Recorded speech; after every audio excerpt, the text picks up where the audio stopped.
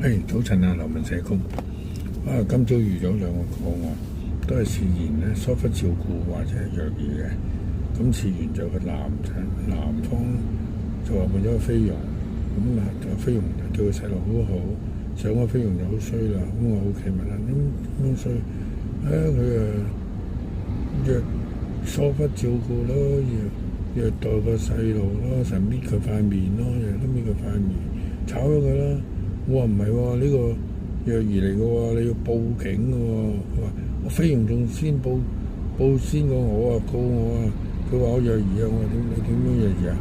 佢話我搣個細路塊面咯，咁俾佢影咗，跟住走去報警告我先發制人。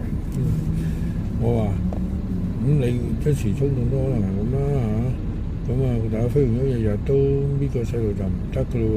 咁個細路而家點啊？喺醫院啊，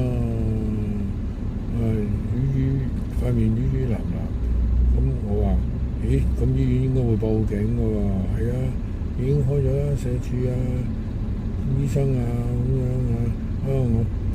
我有冇時間？我寧願坐監，都換翻同個細路一齊啊！我話咁睇點判嘅啫喎。如果你唔適合處理個細路咧，咁個官都唔會俾你同個細路一齊嘅喎。咁可能佢寄養家庭可以同之家嘅喎。咁啊交俾媽咪都好啦。我話都 OK 嘅，咁但係你老婆而家我兩公婆都做通宵嘅，咁就交低咗俾菲傭。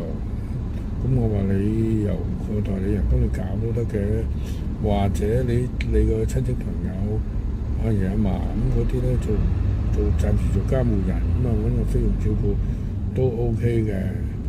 咁你嗰個問題都可能係都棘㗎，咁你詳細探下同我秘書傾傾啦。咁個男人落咗車咯喎，跟住個女人又問啦：喂，我同我前夫咧個女喎。咁佢個細路一路都跟個前夫住喎，佢而家喺泰國犯咗事喎。我犯咩事啊？14公斤可樂英嗰啲嘢啫。